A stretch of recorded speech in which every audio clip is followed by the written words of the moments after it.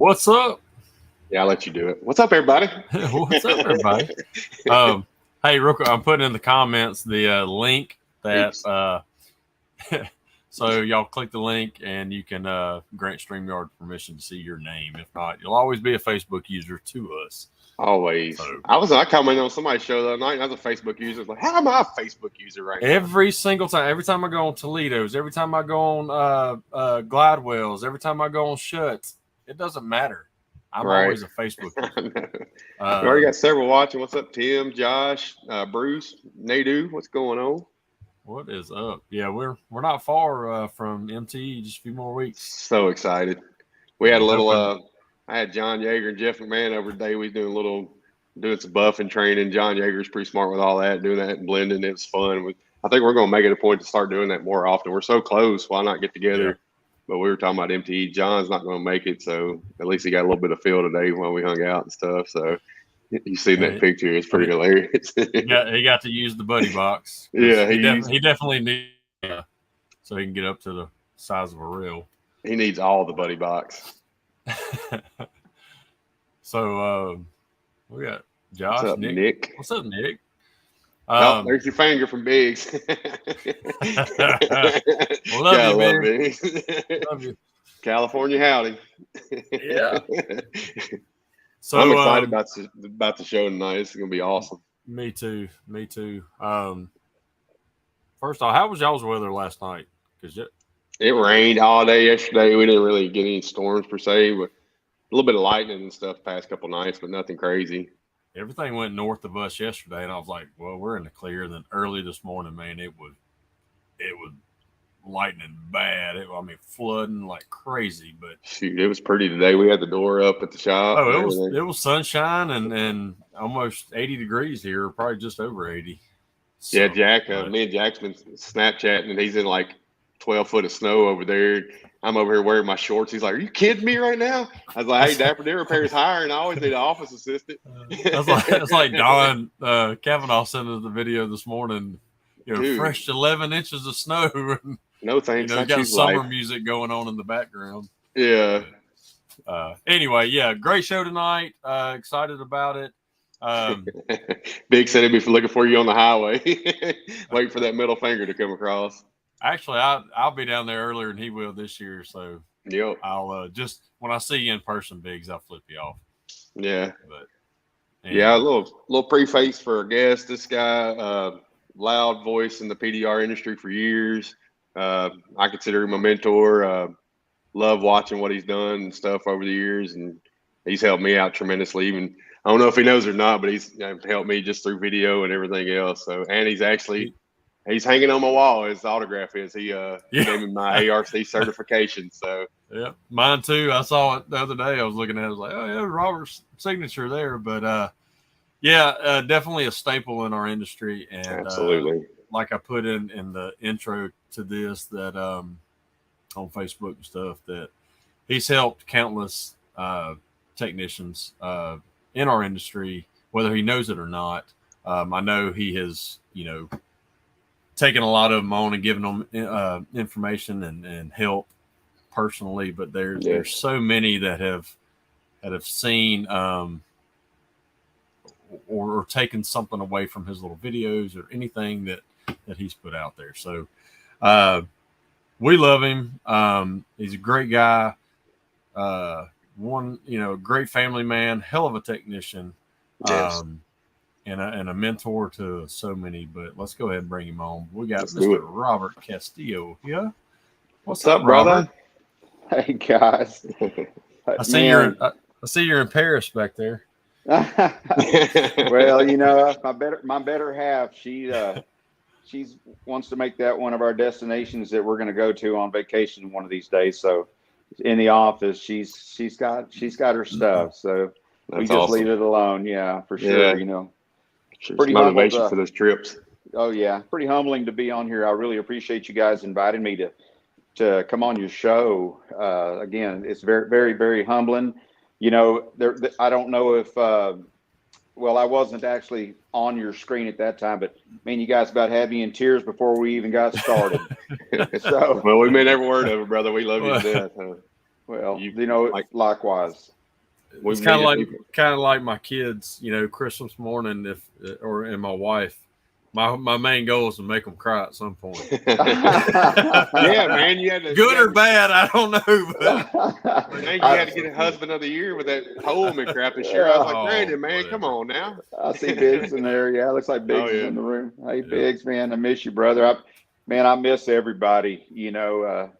I'm not going to be able to make MTE this year. I'm not very mobile. I'm still using a walker. I've got a lot of physical therapy I've got to go through, retrain myself how to walk, and we'll get into that a little bit later. But hey, on a positive note, again, I am so honored and so glad to be here. Andy and Brandon, thank you for inviting me. We're honored to have you, brother. Yeah, we're honored to have you. Anytime, and like I said before, we'll get into all that here shortly. Let's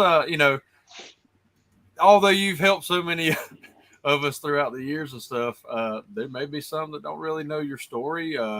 If you want to give a quick synopsis of how you got into PDR, and then we'll kind of lead into everything else. But well, let's do that, guys. I can get into this real quick. So I was just going into my anniversary of when I first got into this. I was not in PDR, but just got into business. I was actually in the 10th grade in high school. And back then we had a work program where you work half a day, go to school half a day, and I was involved in wrestling. So sports, as soon as I was done with my work, I had to shoot back to the gym at high school and do that and compete on the wrestling team. And anyway, so I chose a job, and the job kind of chose me. It was number one, either become an architect or get into the auto body business, because I was into Hot Rod magazine. So they found a job for me sweeping floors in a body shop as a porter. I was 15 years old, and that was a long time ago, guys. I'm talking 43 years ago. Oh wow! When you stop and think about it for a minute. So I got in the body shop field, hung out in that until 1991. I was already in the administrative part of the collision business. I had already worked my way up into the front end of the office. Back then, everything was handwritten, all of our repair orders. Long story short, we had a hailstorm, and the dealership that I was working at Don Snell Buick Range Rover in Dallas had suffered damage on quite a bit of their inventory, and then a lot of their inventory was in a covered garage. So there was a couple of guys that came in, a father-son team from Denver, Colorado. I couldn't remember their names, but they drove in overnight and said they could fix our inventory without having to do any paint and body work. And back then you had to be skeptical. Sure, whatever. Yeah. Right. And I'm thinking, okay, yeah, sure, guys. Anyway, this was in 1991. And I gave them a Buick Century with crank up windows, right, as a guinea pig. And I said, you guys take that because it's not going to hurt anything. They said, we'll do these cars for $1,000 a car. And I was getting from back then MIC, which is Motors Insurance Company, that covered our General Motors inventory. Yeah. Mm-hmm. MIC gave us on average, they just did an average. They looked at 10 cars of each make and model. They gave us an average of each one, about $4,500 a car. I talked to the GM at the dealership. He said, Robert, give them that piece of junk Buick Century and let them butcher it up and bring it back. Let's pull it inside the shop and look at it and tell me what you think. They brought that thing back about 6 hours later. And I looked at it and brought my team of body men, and we could see a flicker or two here or there, a couple little munchies, but I'm thinking, a little 2000 grit, a little polish, we'll take care of that. You guys just leave it alone. That looked pretty good. Right. So then we gave them the Park Avenues and the Roadmaster, and the rest was history. And they did 150 units, and they did them in 35 days. Wow. At $1,000 a car. This was back in 91. Two guys, a father and son team out of Denver, Colorado, that drove all night long to get there. And they looked pretty rough when they got there. But I asked them, I said, hey, look, I'm the one issuing these purchase orders. You're going to have to show me your machine. I got to know how you're sucking those dents out of those cars. For you to have that thing back to us in 6 hours. I look at it back. I look at if I would have known then what I know now. That's exactly what they were. You get a team of guys on that thing, and they weren't pulling hoods and deck lids and all that back then, right? They were just propping them open. They weren't doing everything in 360 degrees. And, you know, who knows what they did to those headliners. Yeah. I don't want to know, right? It doesn't really matter because, Right. you know, those cars didn't belong to anybody. They were put, you know, they were put back on in inventory, and we never had any issues. But so it piqued my interest. I asked them if I could watch them do it. And their word to me was absolutely not under any circumstance whatsoever. And I said, well, guys, I'm the one stroking the purchase orders here. You know, that gives me a little panache. That gives me some leverage. Right. He goes, well, that's what I'm going to do, Robert. I'm going to give you a phone number to a place here in Dallas. And back then it was called, let's see, I have my certificate of completion right here. That whatever. Oh, wow. That means. That's awesome. Okay. So, on the 19th of December, but they dated it 1992, but I became an instructor for them, and that's before they had these. And it was a place called Premier Technical Services out of Dallas. So he gave me a name and phone number of a training center, and it was a 7-day crash course for $7,000. I split that cost with the dealer principal. I paid $3,500 of my own. He paid $3,500 of his. Signed a 2-year non-compete contract with him. But when I got back, they said, hey, man, here's all of our used cars.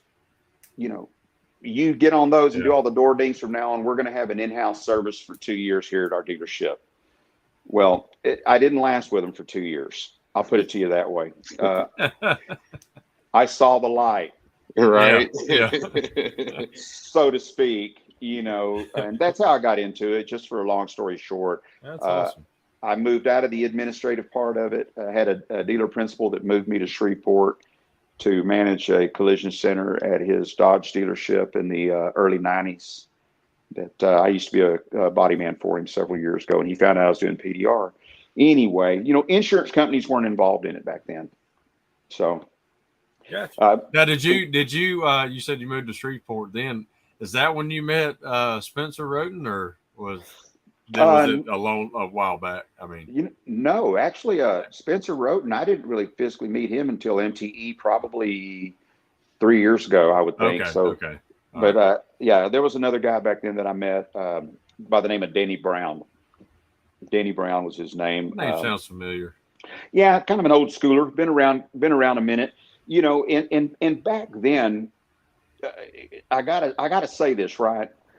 There was a very tight knit group there was a tight knit religious group, and there's still a lot of people, a lot of Jehovah's Witnesses that are still in the industry that kind of, you know, came up. I grew up as a child as a Jehovah's Witness, but that was just sort of a coincidence. And then by the time I got to the age 16, 17 years old, I just decided that I wanted to become more interdenominational. Right. You know, versus being involved in structured religion of any kind. Not that there's anything against it whatsoever. Whenever they come knocking on my door, I gladly invite them inside. You know, let's have coffee. Let's talk about it. You know, I was going to say when you turned 16, you were able to drive a car instead of ride a bike. Yeah. Or walking. Yeah, did a lot of walking. But, you know, so, and I loved it because, you know, I grew up, my mother taught me how to pray, and you know, so I grew up with a very strong cornerstone of you know, the Bible, and so, hey, you know, I'm all about it, guys. So absolutely, you know, so anyway, yeah, that's kind of how it was in our business, you know, back then, and it was very tight knit. I saw a company out of Dallas because I was still involved in the collision industry even after I got into the PDR industry, and actually am still very active with the collision industry. I'm a member of the Auto Body Association of Texas. I keep my finger on that pulse because, you know, as we know today, you know, that there's a gap that is being bridged between the PDR industry and collision glue pulling and things of that nature. And that's not the only reason why I keep my finger on the pulse. It's because I support that industry wholeheartedly. It's my bread and butter when I'm actively repairing hail. I like to be associated with a well-known collision center. And of course, my brother, Ron Castillo, I trained him back in Minneapolis. in 1998. So he stays quiet. He walks very softly with a very big stick in this business, but he's just not into the Facebook and all that. But but he definitely runs a very tight ship, and those that have got the opportunity to work with him knows that you either do it right or you do it somewhere else. And I'm so glad to be involved with him. So Dallas, that area is a very hail prone area. You know. Oh, absolutely. Oh yeah. Y'all get a couple storms every once in a while. Every now and then. It's kind of a roll of the dice. You know, if it doesn't happen by St. Patrick's Day, then it's probably not going to happen. But right. I know how my phone rings here in little old Dixon, Tennessee, when there's a chance of hail. So I can only imagine what a phone's like in Dallas, Texas, when it hails. Yeah. How's the family? Oh man, you know, and what a blessing it is, you know, just to be involved. There's such a wonderful group today that you know, I have learned so much in the past 5 years about this industry, I think, than I ever have in the 32 years that I've been involved in it. So 33 years. This year will be 33. So it's definitely came a long way. And like we were talking about before you came on, you know, you're one of the trying to think of the way to say it. You help us all out. You know, one of the main runners of pushing the industry where it is today. Well, thank you. I'm very humbled. I don't know if I agree with that, but I do know this. When it comes to information, or if someone asks me a question about something technical about the business, because as far as asking me about business and how I do business, we're pretty much on our own, because every demographic is different. Absolutely. You know, I know some guys that work in little cow towns, small towns, or cowboy towns in Texas. You know, they're not going to get $1,200 to fix a quarter panel. It's just not going to happen, right? Right. Unless they really know they know their customer. But in the bigger cities and different demographics, like the one that I had the opportunity to work at, you know, in the Frisco, McKinney, Princeton area, that kind of area, Prosper. You know, you get a Mercedes that pulls in and they got damage. I'm gonna charge a fair upper end market price for all of the good reasons that we're repairing that car and the reason why we're doing it that way. And I don't have any trouble with that clientele paying what we should get, or for what I think we should get, to go through the troubles that we do on some of those videos that I post. So make no mistake about it. My time is valuable, and so is my services. Right. Yes. Yeah. And that's, you know, going with that, the Paul Corden pricing group, the Facebook group and all. I mean, that what all that's doing is helping us so much right now. It's opening a lot of eyes. Yeah. It's open mine. In those demographics that, you may not get what we normally have been getting for like a big job or something like that. That now we're getting more money, but those same demographics, you know, they're probably going to go to a body shop anyway and go through their insurance possibly. And now that we're kind of trying to really bridge that gap and be able to help them go through the insurance process themselves, but us repair it, man, it's helping so much. But anyway. And that's what I call like my little old Dixon, Tennessee. You wouldn't think I get the prices that I'm getting here, but I go by that price guide. I show them the price guide's the bad guy. Hey, this is an industry, you know, nationwide standard, and I'm not having hardly any pushback. Yeah. Sure. Especially helps with the collision centers being backed up till April and stuff too. I'm like, I can get you in tomorrow. Let's go. Part shortages, Andy. I mean, you know, when you stop and think about it, there are so many pluses as to what we're doing today, and there's so many doors that are being kicked open, and all of us businessmen that are in here, and the guys that are watching, really should harness that knowledge and energy of knowing, look, doesn't really have anything to do with your demographic anymore. It's supply and demand. That's it. You know, these aluminum panels, these aluminum tailgates, aluminum forward doors, they're hard to get, and quarter panels. So if we can get in there and do what we do, and especially with while it's on my mind, I'm going to say this, taking advantage of the equipment that's available today that I didn't have 15 years ago. Right. You know, and the issues, and we'll move forward with that, with my health problems. But a lot of that has to do with torquing and, just getting in there and monkey wrenching that dent out. You don't have to do that anymore. Yeah. We have equipment available to us today, and I'm not here to sell anything. I'm telling it like it is. No, then you're right. Yeah, these are the facts. Get yourself a bridge puller. If you don't have one, shame on you. Right. Get one, because you're going to be in the condition that I'm in right now with spinal stenosis and all kinds of things going on in my spine that are causing a bad nervous condition throughout my whole body, because you want to get out there and, throw them biceps and them triceps and those traps into it and muscle that thing out, when you can actually just use a bridge puller or these pull posts, man. Towers, These pull towers. That new Cam Auto pull tower, I want it so bad. I'm like, I gotta have it. and let me tell you something. I'm gonna have to buy one, because they're not gonna send me one for free. Yeah. I think he's got other people selling those for him now. Or other guys that get a lot more exposure than I do, because I haven't had one show up on my front doorstep.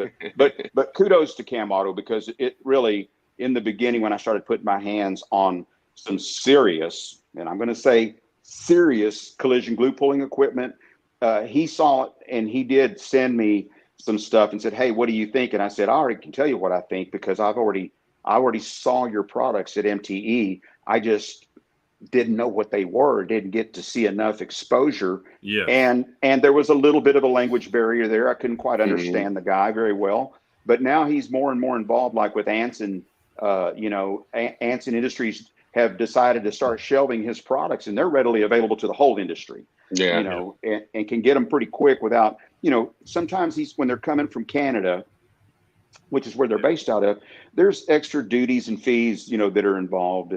And I'd get a little flack on that, and I would still readily sell the products. It's just, I'm not as involved in it as I used to be. My focus right now is getting my health straightened out, and we'll get back in order here. I'll be back in the game before long. Right. Awesome. Yeah. We were just, having a conversation about me. I specialize in large complex dents. I love doing them, but I've always been a bulldog. So when I see it, I'm gonna go and attack it. I'm gonna create more work for me most of the time. Yeah. And now my whole goal is, with all the stuff that we have now, is slow down. Amen. Slow tension pulls, all this new glue pulling stuff. Really think about it, and just slow your whole thought process down, and then slow the repair down, and it'll actually make you faster. So that goes in the case of estimating too. Slow down your estimates, get it inside, get a light on it, measure it out. Because if you're doing them quick estimates, you're losing money. So you gotta slow your whole process down. You're going to come out on top every time you slow it down. Even as professionals, it happened to my brother and I this past summer. Just for a quick example, we do a lot of Toyotas with this collision center that we're involved in, and a lot of higher line vehicles as well. Dallas Cowboys football players, you name it. So we do get a plethora of different kind of cars, but a lot of Toyotas. And that high strength steel is no joke. Right. And break that habit of looking at those cars outside without a light, because I say I'm going to blame it on Ronnie, because I know he's probably watching this, but I'm never going to forget this Toyota RAV4 door that came in there, because it made a pretty heavy mark on us. We got it done nonetheless. However, there was some damage that was down low, is what I'm trying to say. That, we looked at what was up top on that body line, and, noticed something down low, and just, okay, no problem. Let's throw an extra $400 down there. No big deal. Well, by the time we R&I that door, which we do on almost all of our doors now. Yeah. Just take the door off the car. We're fortunate enough to be involved with a company that goes in and does post scans, pre-scans, post scans on everything we touch. Yeah. And recalibration, ADAS. So we don't really worry about that a whole lot. But for the independent shop owner, that's a totally different gamut right there. Yeah. If you're not doing it, you better do it, or you better find someone that'll do it. Nonetheless, but go ahead, guys. I was just going to say, when you're pulling that panel off, you're getting your better leverage and stuff like that. You're not torquing your body as much as you would be with the panel still on the vehicle too. So you're ultimately extending your longevity. And it's like, I don't know who this is, Facebook user, but talking about the ergonomic tools that have came out now in the industry, that's helped a ton too. Like, it's made so much of a difference. I can tell my body thanks me every day that I buy a new tool. And Well, I got laughed at a lot when I started bringing out the hub tools, with 24, I think it's either 24 or 26 teeth, that are on the Anson line of hub tools. There's other companies that carry them as well, but you don't have as many adjustments, nor do you have the length, you know, on and I'm not trying to sell tools. I'm just trying to make it plain and clear here. Tactical grip, you can make that thing as long as you need, throw a ball on the end of it, and just rest your forearm on that thing. And with the throw, with the throw of those door lords or whatever it is that you're using, I love those door lords, especially for, for just a minor crease that's down low and you got your light put in a horizontal position anyway, which, you can walk those creases out of those doors. So with just your fingers now, absolutely. Makes absolutely no sense to sit inside of a door and crank your back and your shoulders like that anymore. Because again, had I have known then what I know now, I would have used a pipe or something as an extension for leverage on my tools, which we did all sorts of things because we made a lot of our own tools. We had to, we had to make a lot of our own equipment back then. And now a lot of that I'm seeing that it's being moved forward into our tool makers now today. I'm digging the big kick tools and getting that torque on them, like John Vidine, Dent Reaper's coming out with a lot of big kick tools and stuff. And he's got a lot of good stuff. Yeah, he does. That's like today, got an aluminum bedside. I've, been working on smash job and got a lot of it moved, glue pulling and stuff, but just moving, there's certain little areas and that I need a certain tool on. Well, I haven't put a hub on this tool. So it just has a T handle and just that certain position I've got to have it in. I'm like, God, I wish I had. I'm going to have to put a hub on it. Yep. Oh man, and I'm very fortunate in the sense that I've got to work very intimately and close with one of the largest tool manufacturers and tool distributors on the planet, and on some of the designs of some of these tools that we're using today as well. The hub tools especially. I've got a few quarter panel tools that are brand new that Anson's carrying right now that they go up and over the fuel pocket, nice. and not only that, but the way they're kicked and the way I had them designed are for tools that I had to make to get in there, and repair along that body line when you only got a factory hole that you've got to go through and you need that leverage, and then you throw a tactical grip on it. Again, you can send it all the way to the front of that quarter panel and you're just slightly tapping it. Control. It's amazing how just the slight difference of where that handle is. One, you're saving your wrist, but just the amount of pressure you're able to put at the end of that rod that you weren't able to do before. Yes. Yeah, right. That's you have to be real careful. Yeah, Excalibur's tools, the deck set when they first came out, and that leverage with that handle, how it is, it's like, holy shit! Like I could tear some shit up right now. It don't take much effort. Hats off to Rick Hummert, man. Rick Hummert carries a fantastic line of tools. There's so many manufacturers. A1, Rick Hummert. My hat's off to all of them. I stand behind all these tool manufacturers and what they're doing. And the reason being is because they've got their eyes wide open and their ears. They're listening to the wants. Yes, they're listening and watching to the wants and needs of these technicians because they're out there hands-on. They're visiting these shops on the Hail Trail, and they're paying attention when these technicians go, man, if this tool only had this, this, or this, they might not say anything at the moment, but I can guarantee you they're taking that back to the drawing board when they get, or they are on the phone, with the powers that be and going, hey man, listen, I'm getting a lot of feedback on this tool and this tool. So that's why we are where we're at today. And that's why we're continually growing, because I have had some technicians that have walked up to my cart. I'm a minimalist. I'm not one of those guys when you walk up to my cart and you're going to see, every tool you own. Heck no, man. I'm that guy. That's okay. That's quite all right, because I guarantee you though that I do have a wall or I've got a table set up with 100 more tools on it. That's for sure.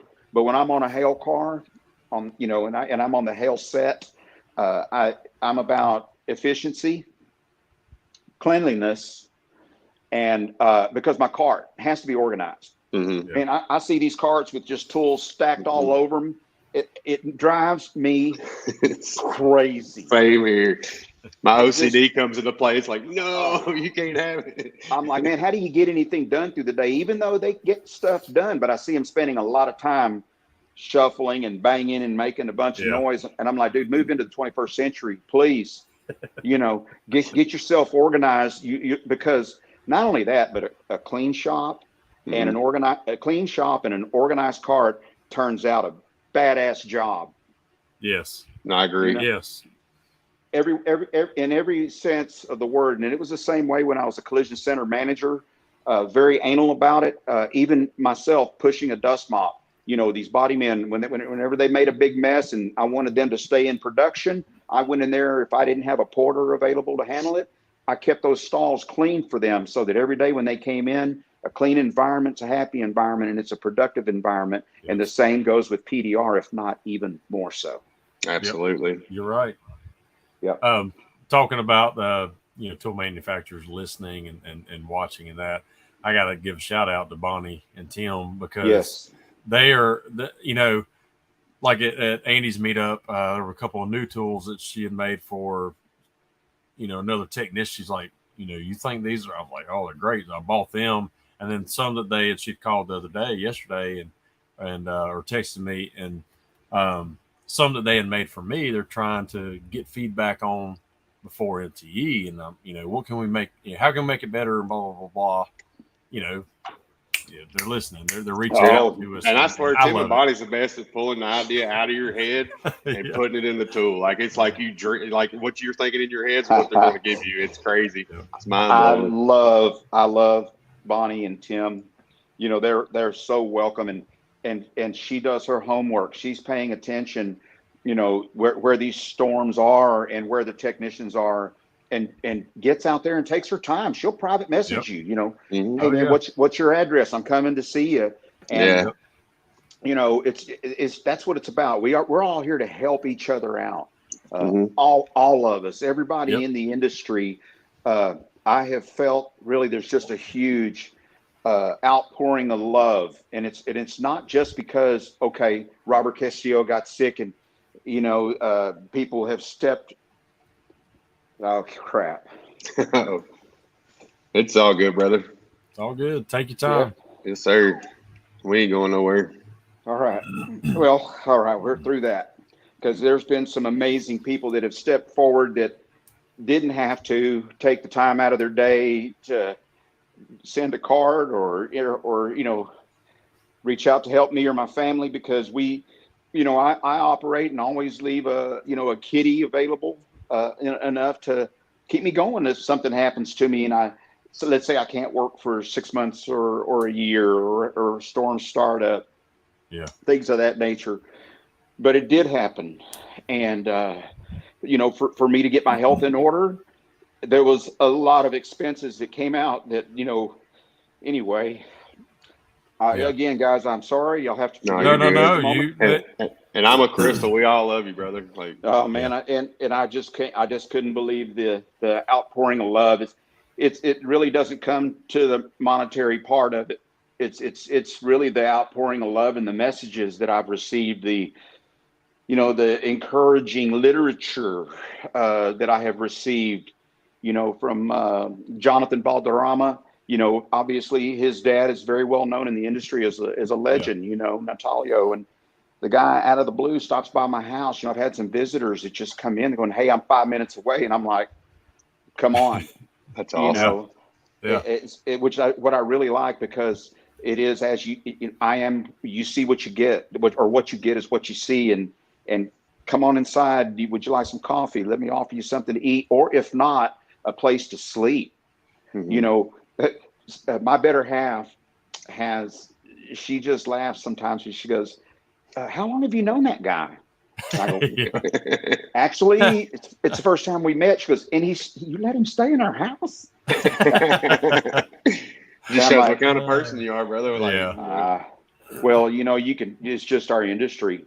The love and the support from a lot of people, even anonymous people, the show of love and support, everybody. It has taught me, it has humbled me, guys. It has humbled me in a very, very huge way. And that's why I always give, when somebody, I'm not one of them that's maybe I'm a poor business guy. You can call me whatever you want to call me. But if somebody calls me and asks me how to fix something, I'm all over it. Mm-hmm. I'm like, let's FaceTime. Let me just walk you through the process. I'm not going to say, hey man, you know what? Come see me. I'm going to bust you in the butt for 10 grand. Come on down. Yeah. Now if somebody wants some hands-on or something like that and they offer, I would have to say that it's very, very, very rare. I can only think of maybe one circumstance where someone needed some information on shrinking metal.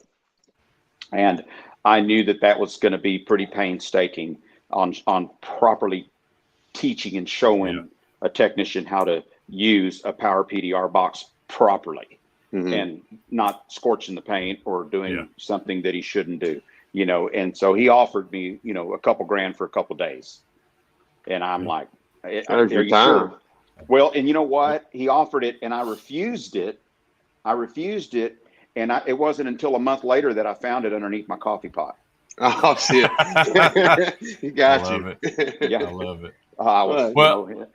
He valued that time and was, appreciative of it. And he wanted to show that appreciation. So, yeah. You talk about how great our industry is and wanting to help each other and all that. And it always aggravates me that, I got to learn to stay off Facebook stuff more, but you get the ones that'll just hit that nerve and talk about how bad this whole industry is and nobody wants to, everybody's only about money and all. And you're like, no, it's not. And you get to where it's like, I think the majority, and then I'm like, no, I don't think I know the majority of all I'm of involved us with the I'm involved with the majority. Yes. And I know that the majority of us are here to help each other.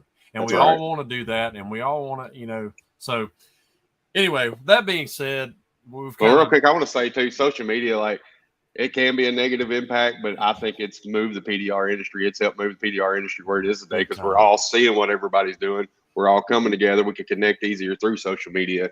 So if you just stick to the positives of it, it'll make you a better technician person, I think. That's with anything in life. It doesn't matter whether it's PDR or whatever. Hey, we've got a finger and somebody wants to get on a childish rant, and I'm going to call it that. Somebody wants to get on a childish rant. Boom! I just scroll past it. Yeah. I used to probably 4 or 5 years back. I think I fed into a couple little things here or there, and I learned real quick. That right there is you're just putting luggage on your back that you don't need. Why carry that? Why carry that sack of crap that stinks? Because at the end of the day, when you open up that sack, it's just a stinky sack of crap. So just scroll past that and throw it away. You know what? Follow the people that are positive, that really do genuinely tell each other as brothers in this business. I hit that love button a lot, and I hit that love button consciously because we're all here on borrowed time, number one. Yeah. Okay. We're not all going to be here forever. Nobody is. Our tools, we don't know where they're going to wind up when we're gone. We don't. So none of that stuff we're carrying with us anyway. When it's all about positivity, and when I tell you guys, or we send a message to each other and I tell you, I love you, brother, you can take that to the bank. I will stop what I'm doing 24/7. My phone, I publicly put my phone number right there. If somebody needs to talk or would like to talk, I don't care if it's 3 a.m. If my phone rings, I'm picking it up. I'm like, let me go to another room, or I'll just lay right there in bed. And my better half gets to hear that. She goes, man, we're teaching each other to just be kind. Absolutely. It's so much easier to just be kind and considerate. Let's all help each other. All of these tool vendors, there's more and more of them that are starting to come into the face of the industry. And to me, it doesn't matter who they are. If they need a shout out, or if they're doing the right thing. Yeah. What I mean by the right thing, if they're just being kind and wanting to feed their family and put some tools on their truck and get out there and make a dollar, get out there and make a dollar. I had one stop by that's just brand new into it, Francisco Canales. I'm going to give him a little shout out because I watched him go through some things a few years ago, and he poured his heart out into the business, tried the best he could to work really hard. And that's okay because he's moved on. Mhm. You know, and anybody out there that's watching this, if you have an opportunity and he stops by your shop, man, help that guy. Buy, you know, at Right. least go out there on his truck and take a look. And if there's something out there that you don't have that you need, hey man, help him out. Buy Yeah. it if you can. You know, so it's all about everybody Mhm. and all the manufacturers. It doesn't matter who they are. And I learned that from I'll say it right now, like from Charles Ayoun, you know, with Cam Auto. Mhm. And you know, our big one. Hey, I'm all about Kiko. I love them. I wear their Me I too. wear their I wear their shirts. I promote their products. I got to work the Auto Body Association trade show with them in a dent competition alongside with Anson. We all got together as family, right? And we just all help each other. I'm not there to represent one particular company. I'm there to represent all of them. You know, I wear that hat spins around in many different ways, and I learned that, you know, from Charlie one day because I accidentally, you know, just something slipped off my tongue that I couldn't believe came off my tongue, and he goes, hey buddy, that's all just it's about everybody. We're all good here. We all work together. I love And it. I went, and I'm glad that he did that because sometimes, you know, I got to get put in line. You know, I'm only human and I'm flawed. I'm a very flawed man in a lot of walks in my life. You know, people that have known me for many, many years know that I'm a flawed man. And so I'm work in progress. We all are. Yeah, We all definitely. are. Amen You to ain't the that. only one, brother. If you think you're perfect, you ain't. Yeah. Trust me. Yeah. So Go ahead. I was gonna say let's lead into because kind of been talking, you know about everything, but we really hadn't gotten down to the why or what you're going through, what happened, what you're going through. So let's kind of get into that. Let you explain like when this started, what's going on with you, why there's such an outpouring of us wanting to help out. The reasons why, like we just want to know what's going on and you let us know because like I said, talking about the prostate stuff with Biggs and that, Yeah. we all need to know because it's like you already kind of told us it's stuff that's going to affect us and that can Mhm. affect us and It's something that I think that we all should be cognizant of, and it happened very rapidly. This wasn't something that, okay, I saw it on the horizon. It wasn't. It all started with my feet. Some burning and tingling sensations within my toes, a little bit here and there. And I'm like, it's kind of nagging. Did I leave some lint between my toes? You know, and yeah no, that wasn't the case. And then I would take my shoes off and check. I'm like, what is that between my toes? And it's just some tingling. Well, it started in this past summer. I want to say probably June or July, maybe June. It was June because I took my vacation on July. So by June, it went from just a little bit of tingling to a burning sensation, like maybe my socks got some chemical on them or something. And then, so that burning sensation went from the arches of my feet to the tops of my feet real quickly to the point where it was really uncomfortable just to put socks on. Mm.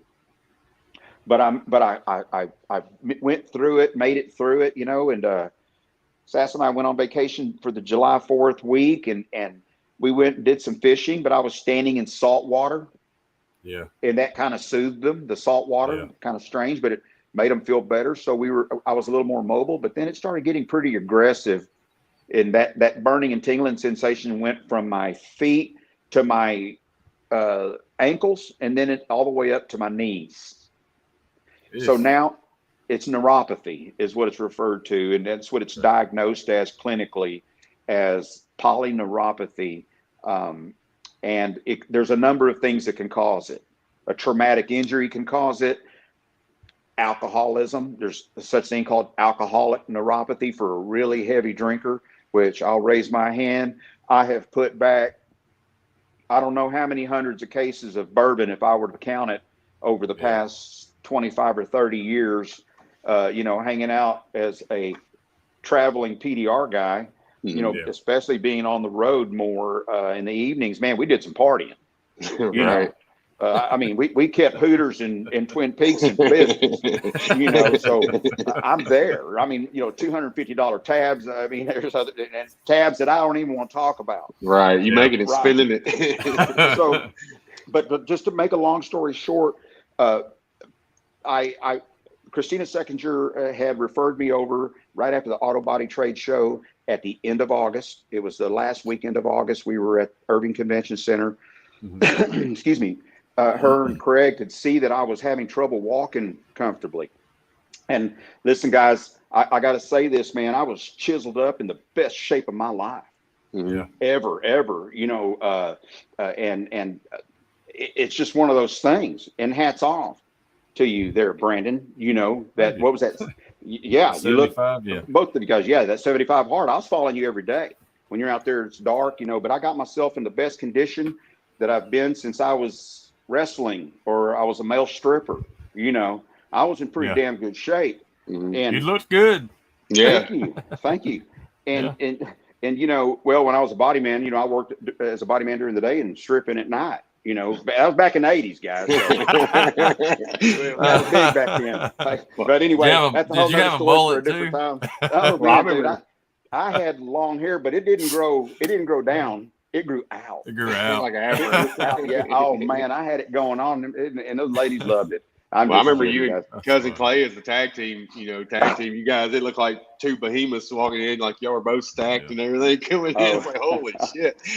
Well, and so this happened really aggressively.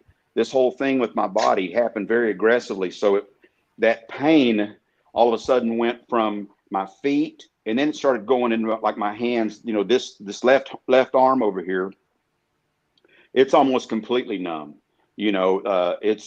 But when I did some MRIs and they started taking a closer look at what was going on, and Christina sent me to a lady that she knows, borderline diabetic, because diabetics suffer from neuropathy quite often, especially when they neglect to control those spikes in their blood sugar, and so, I might attribute probably some alcoholism back in the day.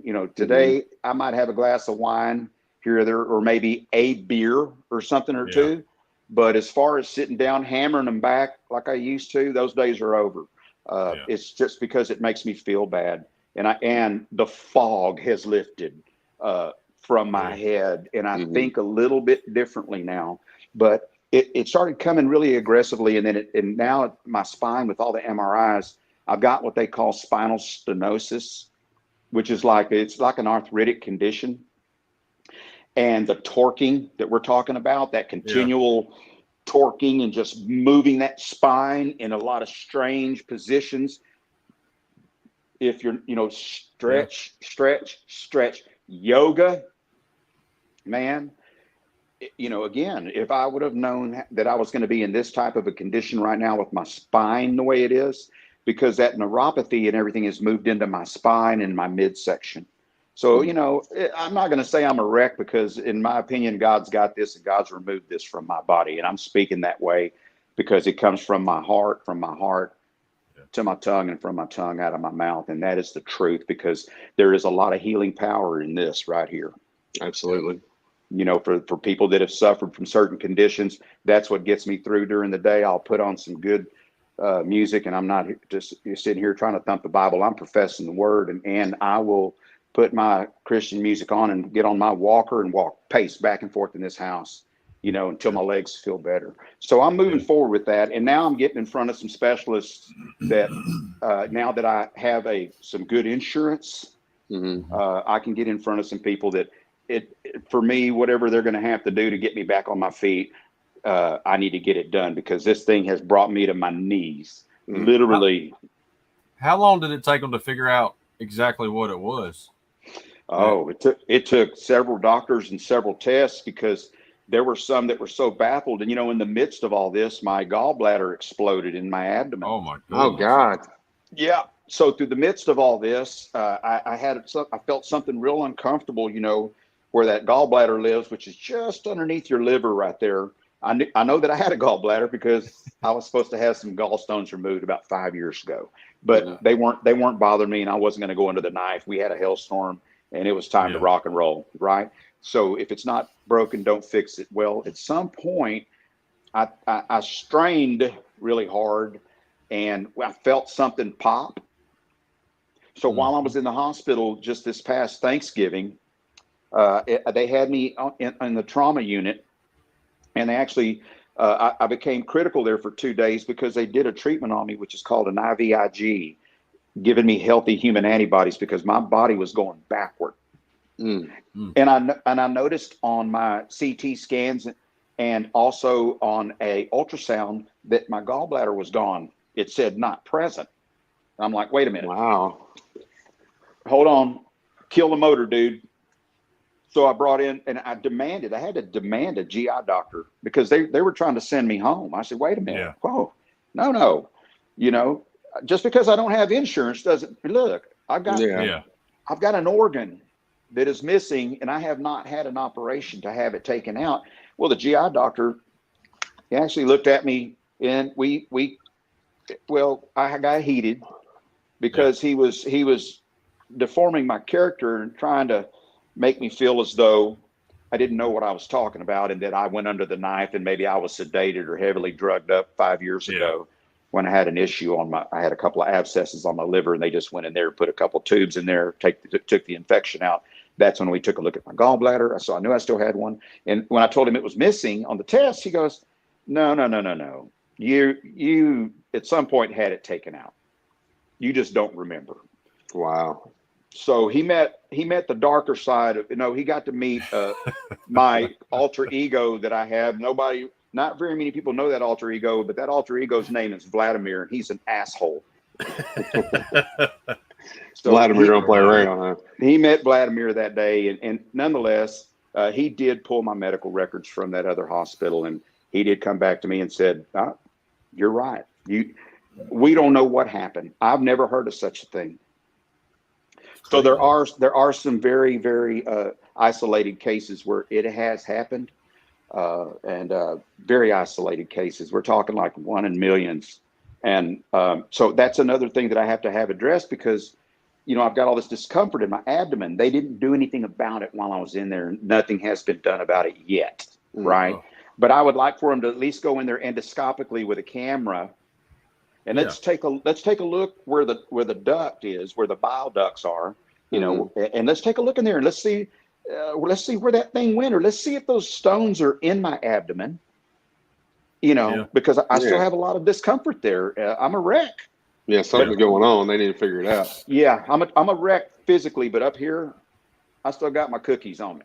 I'm good. That's awful. Yeah. You got to stay positive because that's it. You mentioned and you mentioned the insurance. I'm sorry, Brandon. Go ahead. No, you're fine. Go ahead. I was going to say, you mentioned the insurance thing of what was going on with your insurance. Well, I just, one of them types that I wasn't going to pay at my age, $1,500 a month for insurance, with a $8,000 to $10,000, out of pocket. Yeah. Mm-hmm. So, I fortunately enough, I got a good policy that came into effect as of January 1st. That's just a couple of days ago. Mm-hmm. So I've been very diligent in working on that. I've already got appointments set up. And established a new PCP, personal care provider, and I got to go through the whole thing unless I become emergent, right? But there's no fever, no type of internal bleeding that I know of or anything like that. Which that's what they described to me at the hospital, and that's basically why they released me without doing anything about the gallbladder, because the GI doctor said either you leave on your own accord or we're going to help you out. Oh, wow. So that's what it came down to. And I was in a trauma center, and, that was that. So I've kind of learned a valuable lesson there. It's just there are plans available now through healthcare.gov that people can get on plans if you're self-employed, especially if you're paying yourself out of your business as an employee. There are plans available. It's just neglect on my part. It's, I've just got to be more diligent and taking better care of myself with insurance than I have. Right. I was just kind of curious. I know Biggs, he had insurance, but it fell through, and messed up on him through his ordeal. So I didn't know if yours was kind of the same way or something a little different. So no, we'll see. Hopefully Aetna does the right thing. So far, they've been extremely helpful. We'll see. We'll see. Hopefully, just gotta. Hey, man, I've left it in the hands of a higher power. that's what you gotta do. Yep. And the support. I've had so much support from this industry, and some family. And you learn who your true friends are, I guess, that are outside of our PDR circle. But I've had some good support from family, friends, and neighbors. But this industry, holy crap! Well, I'm going to go ahead. I'm going to go ahead and we all over each other. It's what happens when we take a week off. We end up talking all over each other next time. What I was going to say is I'm going to go ahead and throw him out there because he's the one that started the GoFundMe, but Joe Stonich. Yeah, I love Joe Stonich to death. When he put that up there, look, none of us, I didn't know what was going on. I did notice that, hey, you kind of backed away from the social media and stuff and all that. And, but, we, like anybody else, we're so busy, you don't really kind of catch on. And then he put it out there for the GoFundMe thing. And I'm so glad he did because, even just a little bit, whatever anybody could give and stuff, we knew it. Look, you've helped all of us out, and that's how we are as an industry, that we're going to try and take care of each other. Give a shout out to Craig Dyer on that too. Craig Dyer made a lot of phone calls. There's so many that stepped up and not only donated but kind of led other things. And with Craig and them, we don't have all the details yet, but with MTE coming up, there's going to be auctions of stuff to try and raise money to help out and stuff. So we've got wonderful people in this industry. Well, and I was going to say earlier, just in this show alone, there's been so many positive comments. People in your corner, Robert, and praying for you and happy to see you, doing well and everything. So just the show alone shows you how much support you got. And I can tell you right now, just looking at the viewers, we got more viewers than we've ever had on the show. So yeah, we've hit. There's a lot of people who care about you, brother. A lot of people. Big said there goes his allergies again. I'm sorry. No, you're good, brother. I promised myself I wasn't going to do this. No, but, it's understandable. Man. Let it go, man. Let it go. Guys, look, I've never felt so much love in my life. If you only knew, how I was raised and the things, that I grew up. I mean, I hinged upon that as to become a strong young man that, I didn't get to finish my high school. I had a wrestling scholarship to go to OU and wrestle, but and full boat.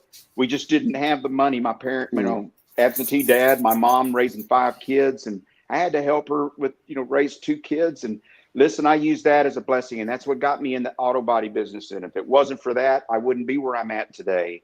And the people that I've come into contact with in the PDR industry is amazing. It's indescribable. This is really about the best way that I know how to put it. So sorry about the show of emotion. No, you're good. I couldn't stop it. Well, if it wasn't for that, a lot of people wouldn't be where they're at today. So, I mean, a lot of people in this industry wouldn't be where they're at if you didn't make that move. So, and Vidine said you're just letting your awesomeness leak out. Well, we kind of look at it, a lot of the pioneers in the business, so to speak. I don't like to refer to them as legends. I refer to them as pioneers. Mm-hmm. I like to refer to legends once they're gone, have been in their final resting place, right? And they're gone to be with their creator and their friends and their family that they miss so much. But it's like a tree trunk, and if I stop to think for just 1 minute, how many lives that I think that I've touched, and changed their lives from where they were or where they could be and where they're at today, feeding and supporting their families. Guys, I couldn't tell you. I couldn't tell you the number of them, really. Yeah. I think that it's probably somewhere in the hundreds of the spawn somewhere out there. And, there might be haters that go, oh, quit teaching people. Hey, you know what? We're all about, let's educate, not alienate, right? So in 2023, let's make that our new mantra. let's educate versus alienate when it comes to GPR or whatever tools that are out there, promoting all of these tool companies and the innovation that is ever evolving. There's not just one hammer. There's not just one hood stand clamp. And somebody wants to hammer somebody because they make a different tool. When people start that crap, I'm like, you know what? You're out of here. I scroll right past it because I love innovation. I do too. Because one person makes a hook tool that looks like another guy's hook tool, and you know what? I got 10 fingers. All of us have 10 fingers, but you know what? Everything on this earth is created differently. There are no two things alike. Absolutely.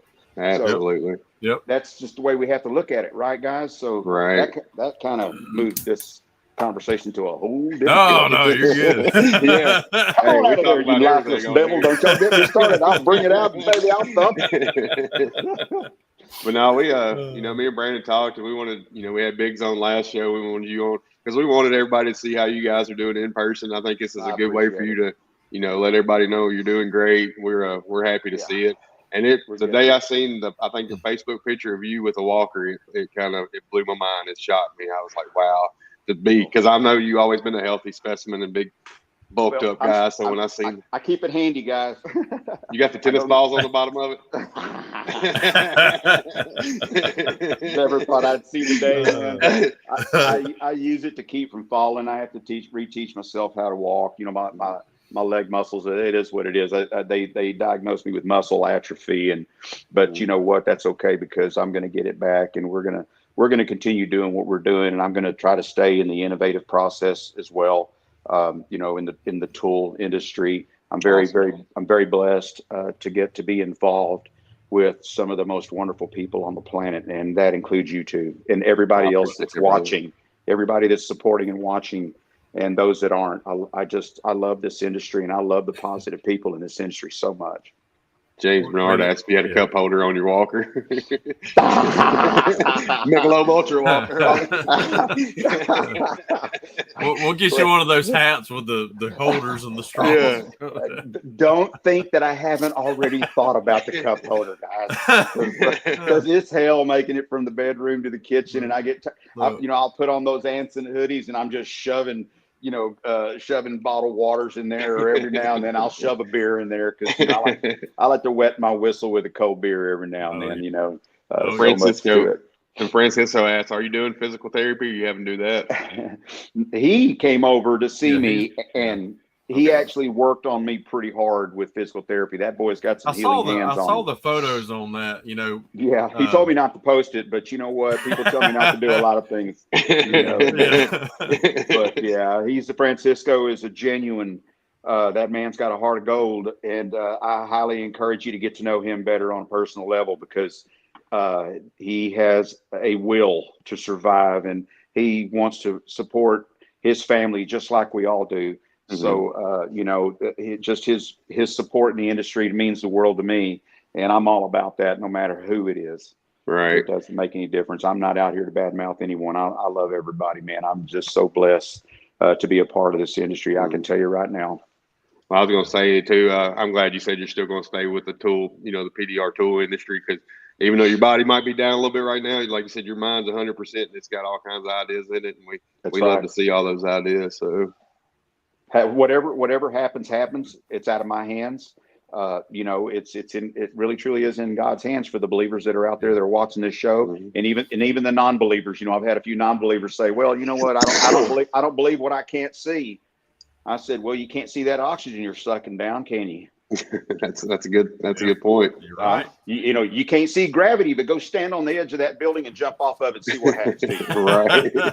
That's a good analogy. Yeah. You're probably going to curse flat, but right. I've had that discussion, and I know how to handle those situations. You know what? I believe in a lot of things that I can't see, and gravity and oxygen are a couple of them. Right. Right. So outside of that, in love is not something you see. Love is something that you feel, and it comes from the heart. Mm-hmm. Yeah. When it comes from the heart and then it comes over your tongue and out of your mouth, that's what helps us to think twice about what we say before it comes out of our mouth. And I'm going to slip up, and I do. I do every day. Like I said, I'm a flawed man, but I'm learning. Yeah. I'm learning as I go. Oh yeah, that's all of us right there. I'm a good one to speak before I think very clear. Like I'll say something, be like, "Oh shit, what I say that for?" Oh yeah, get a little diarrhea of the mouth sometimes. Oh, I'm right there, man. It's happened many, many, many times, and it's going to continue to happen. Like I said, we stumble every day. Even a lot of the witnesses in our business as well, because growing up as a witness, I know how strict some of those beliefs can be. But you know what? We all are flawed and we all stumble each and every day. It's just part of life. And that's, you know what? If you don't have the holes in your hands where you've been staked to a cross, then you want to profess perfection to me. There's no such thing. It doesn't exist. It doesn't exist in this world, period. And there's only one that does exist. It's perfection. And someday, we'll all get to see him again and walk with him on this earth. I couldn't agree more. So, really, I appreciate you guys again having me on the show. And I'm just hoping that maybe some of what we've all talked about in the subject matter, and especially kudos to the tool manufacturers, everybody that has reached out to help me and my family. Joe Stonich, everybody, Craig Dyer, everybody, the Anson family. When we say the Anson family, we don't throw that term out loosely, because that's exactly who and what they are. They are the Anson family. Finesse it, PDR Finesse, Bonnie and her husband, A1, the Columbox, Kiko, Cam Auto, all of them. It's just a list. It's too long. Yeah, I agree. It just is. It's just too long of a list to throw out there.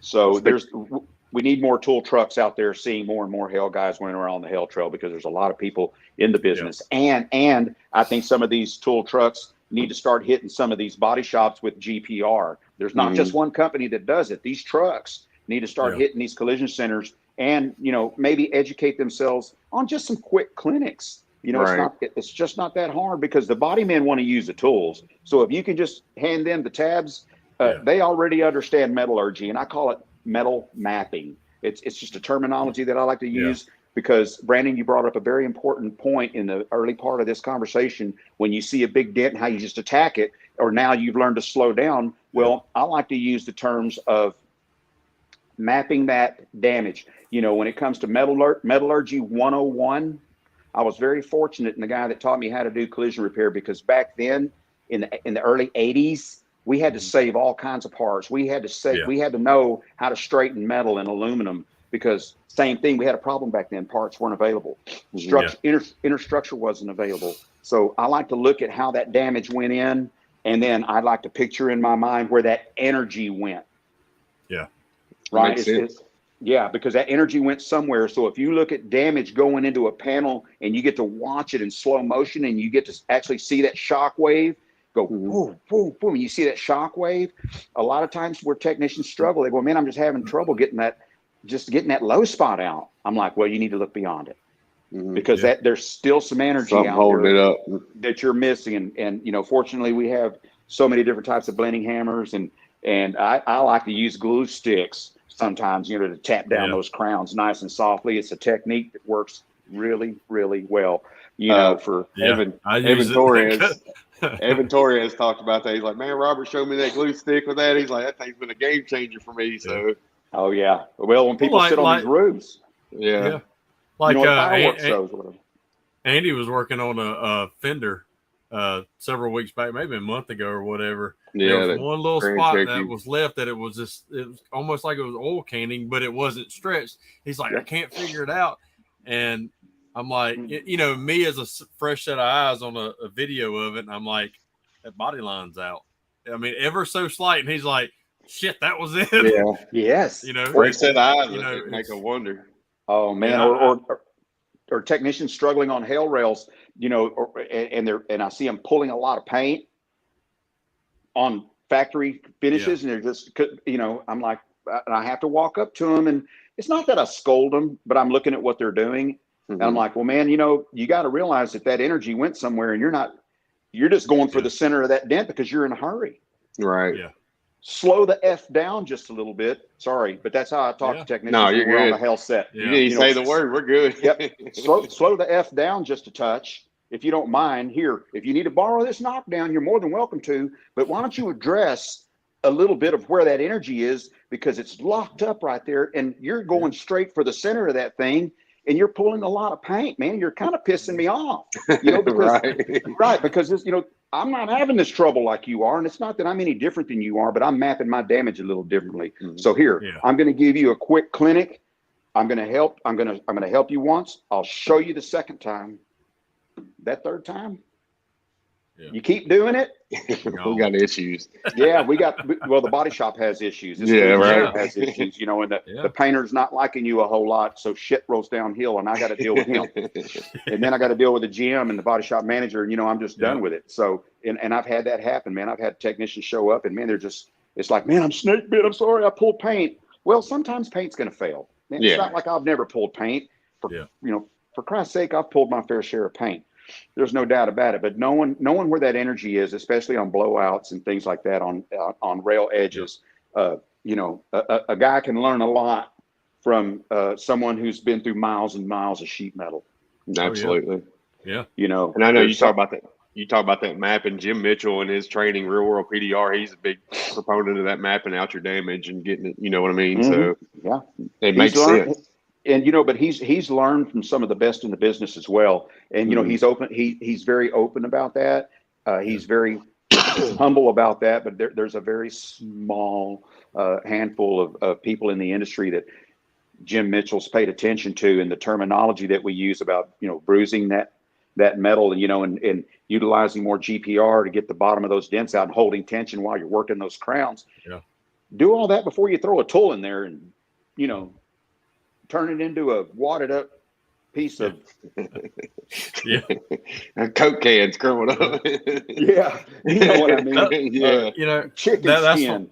That's what I was saying about the slowing down to them the other day. That I've gone from when I first started working big dents that I'll be right back. Big slide hammers, and because we didn't have any of the bridges and anything else, and the bridges allow you to slow it down, look at what's around it, work that tension out, then you're left with small areas to fix. Small imperfections where you can go in there with some PDR finesse tools. Those sharp tools are bad to the bone, and hats off to PDR finesse. Those tools are in a lot of people's hands, and they're continuing to move a lot more of them. Those super sharp needle tips have their place. And, on that real thick, hard aluminum, just warm it up a little bit, 170 degrees. When you warm that aluminum up, to 170 degrees, it turns into butter. And then, on those F250 roofs, I'm going to throw this tip out there real quick, because I get a lot of guys on those ribbed F250, F350 roofs that are ribbed, and I just see them cranking and cranking and cranking. Throw a sharp tool on there. Throw a super sharp tip on there when it looks like you need a big round, what do they call that, a clown nose. Well, take that clown nose off your nose and throw a sharp tip on it, and you're going to grab that aluminum, and you're going to move a lot of aluminum without bruising it. That's a healthy tip of the day for those that don't know it on those F250 roofs. And a new tip, with the tension tools that like Kiko's coming out with, and Metal Medic, if you'll take that, if it's a deep shot like that, and put that on each side, it softens that sucker up to push it, and it'll come out. Okay, just a little bit of time to set up, and that's it. We're gonna make this. We're going to make this real quick, guys. We're going to make this real quick because I use this analogy when I'm training or teaching, educating, not alienating. But you know what? I always hand a technician a piece of paper that's folded just like that. I took a little sticky note and folded it. Well, how are you going to unfold it? Are you going to push it from the crease to unfold it? Or are you going to take that piece of paper and pull it apart? Before you push it. Okay. It's no different with metal. When you've got a sharp dent, I get so many guys that argue with me, technicians. Oh, you ain't got to use all that fancy stuff.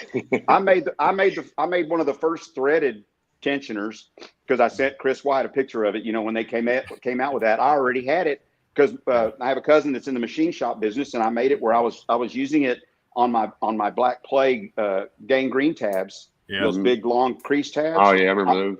Yep, I've got a threaded connector and 2 little aluminum blocks that are machined that I was using those to push out. But I've got another product that's going to come out that's a tensioner that's awesome because I put a video out. From a body shop tool, which is referred to as a friction jack. It's been out since the 1940s, and I did it on a Toyota RAV4 quarter panel that I put out there. Then I was using those I-bar tabs from Cam Auto, and I was really pressing like that. But you know, Bryce Kelly would use a Porta Power and wood blocks because that guy right there, that guy doesn't mess around, man. Let me tell you something. It's something else. Our minds work, and I'm not putting myself on his level because by no means am I there. But we're both from the same field in the background, and we understand in the collision repair business, you know, when you get a hard hit car that's hit real hard in the side and it opens up the gaps on the other side of the car. Well, whenever you're straightening a car like that, you know, you have to stretch. You got to pull them rocker panels on that hard hit side. You got to stretch that out while you're pulling that side damage out to close those gaps on the other side of the car. And those same principles apply to sheet metal. So for those guys out there that say you don't have to put tension on a hard hit dent, if you keep thinking like that, you're going to struggle. And I'm just trying to help you out here just a little bit. If you want a clean, finished product with minimal bruising, then yes, hold some tension, pull at the same time. I call it multi-dimensional repairs. When, you know, I refer to those as multi-dimensional dents, multi-dimensional damage. So why wouldn't you use a multi-dimensional repair process when you're pulling the damage out? Because if you're using multiple operations, you're saving your back, you're saving your shoulders, you're saving your wrists. All you newer technicians, all the newer technicians that are out there, heed my warning, because you won't be on one of these damn walkers like I am, and your body's all jacked up because that spinal stenosis is real. You know, and you so said stretch. Make sure you're stretching too. Yes, you know, but before you jump out of that bed in the morning, bring your knees up to your chest and, you know, stretch a little bit. I've seen guys pull their back out just from brushing their teeth. You know, dead guys have back problems, shoulder problems, wrist problems, and especially the veterans. You know, they're all crying about their shoulders, and I am too, because I'm guilty of it. That was before I knew anything about collision glue pulling. So Jeep collision glue pulling, it's here and it's here to stay. It's not going anywhere. And with the part shortages that are out there, we as technicians are in super high demand right now, especially on aluminum panels. So you got to have your A game on aluminum panels and warm them panels up to at least 170 degrees. And if you're afraid of heating your tab up too much while you're pulling, you know, there is cooling gel that's available that's non-silicone, it's body shop safe, not going to harm the paint, and you can spray that cooling gel on the tab itself so that it doesn't release from the heat that you're putting on the crown and the deep damage. Cam Auto carries it. I think every tool truck should have it. But you know what? It's so new. There's so much innovation out there, and people like us that share this kind of information. You know, if I'm not physically able to get back in the game, then I'm going to be mentally available to each and every individual that might want some information. If they're willing to absorb it, I'm willing to give it. That's all you can do is put it out there. It's up to the person to listen. Yeah, and you're talking about heat on the aluminum. You got, you know, Matt Armio's Get a Grip. You can keep constant heat on that aluminum. That thing is, you know, that's a big deal for me. I love being able to keep that constant heat on there. You're not fiddling around everything. Yeah, exactly. Well, working in Texas, you know, when I'm on aluminum and I'm in a shop that it's 106 degrees, 110 degrees in that shop, man, that aluminum sure moves a whole lot better than it does when it's 55 degrees in the shop. Right. So, Absolutely. You know, common sense just tell you, you know, that, hey, man, if you throw a little heat on there, throw a little heat on it, Pete, you know, things are going to have a tendency to kind of cooperate with you. But you know what? We're ever evolving, and there's going to be so many more conversations about this. And I'm so excited to see, you know, what the future holds in this business. At 58, I'll be 58 years old on January 28th, which I'm missing on MTE this year. God, I wish I could make it, but it would be just so hard for me to get in and out of an airport. It's understandable, yeah. You know, I don't know. It'd have to be through the grace of God that I could make it, and that would be the only way that I could be there. But I'll be watching everything on Facebook and missing the hell out of everybody. No, I'm sure. Bruce Halverson, real quick. He said this episode is platinum. And then you got Jack Bucknell buying some cooling gel. Jack Bucknell is bad to the bone. Hey, Jack, if you're still there, check out that shirt, buddy. Read it and weep. Yeah. You got it. I really want to thank Jack Bucknell and everything that he is doing for ARC. Man, you talk about you're not getting a master certificate. Not on his watch very easily. That's for damn sure. Yeah. You got to bring it, man. You got to just, hey, we've all got these phones and we know how to take camera angles and stuff like that. But you know what? Glorified angles when you're trying to get your ARC certification, it's not going to happen. You've got to definitely just make everything legible where we can see it. Hey, if you know what, on my big smash repairs, I always leave a Picasso somewhere in it. Right. And you know when I notice my flaws is when I do video it. I'm thinking I'm getting my after video together, and then I go back and watch that after video, and I'm going, "Holy crap! How is that still there?" Camera don't lie. That camera does not Sal lie. Contreras said that years ago that the high def video will show every stinking flaw there is, and he is right.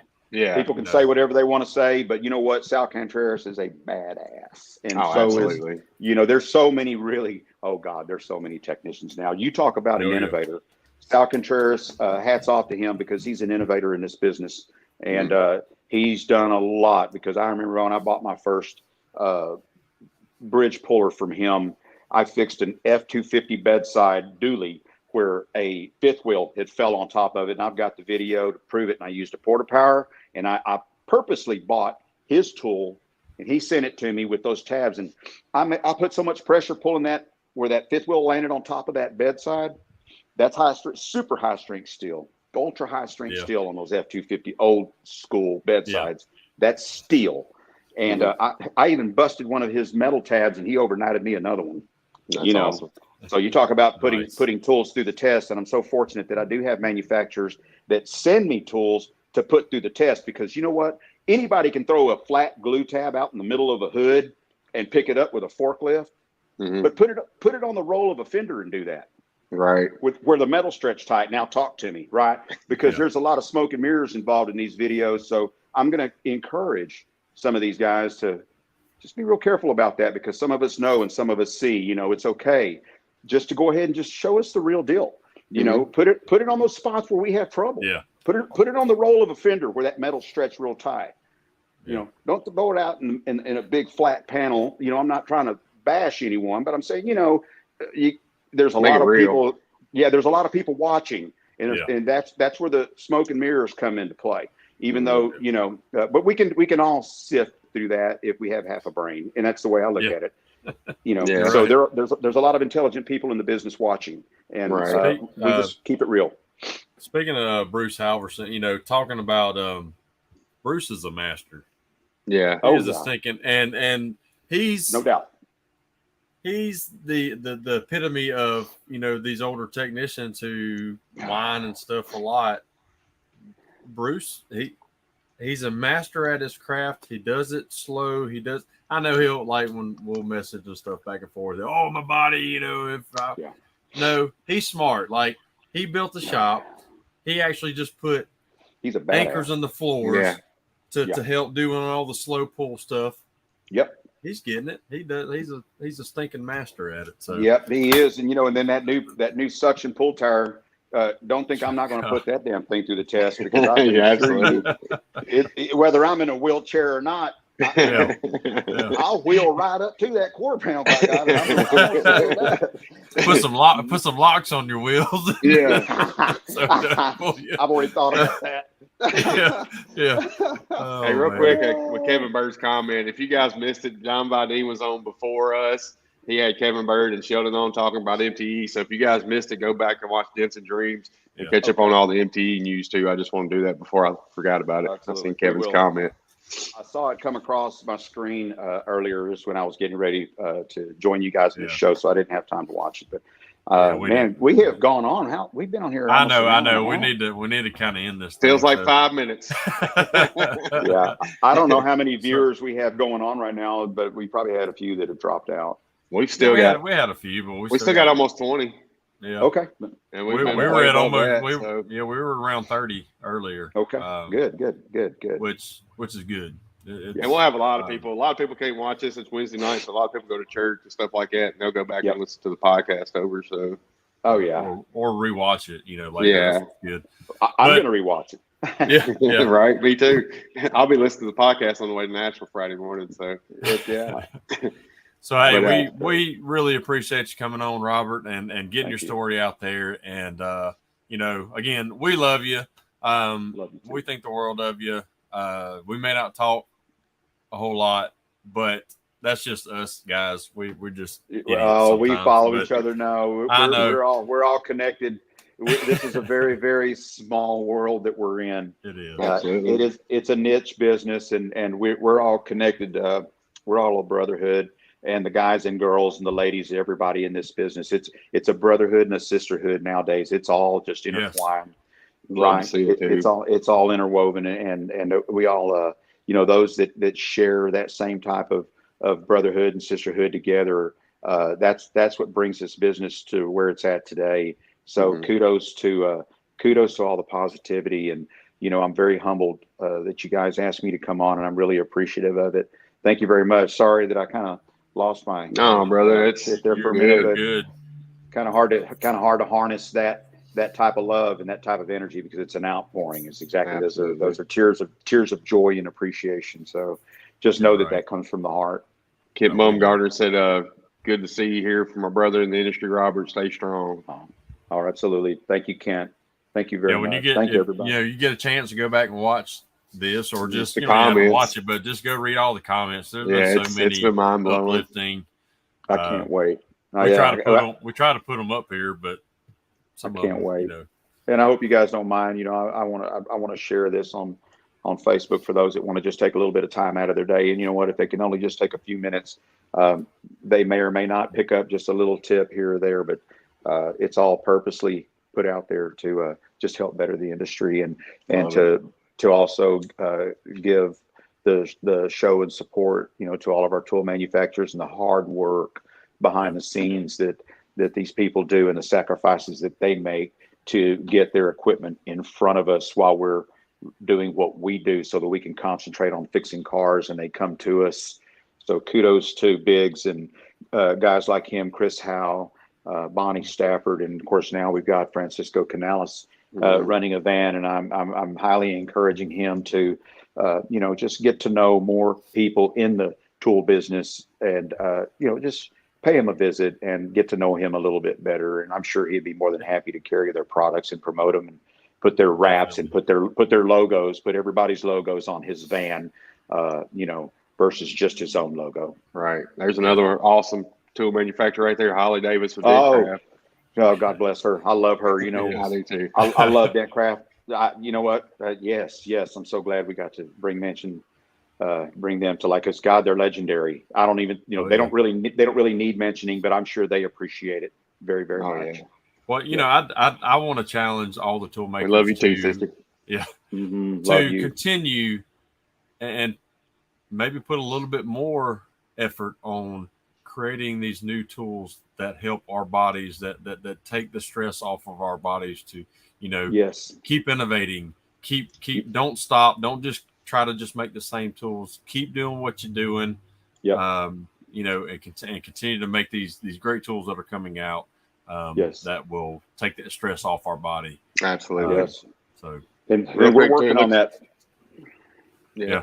Real quick, too. Awesome. Looks like Vadine's a busy man tonight. He's got something else coming on. Hallelujah at 8 p.m. Central Time after us. So John Vadine's hustling on it tonight. And my battery, now that we're right at that hour and a half mark, I had 100% battery, but it is eating my battery alive. It will real fast. Yeah.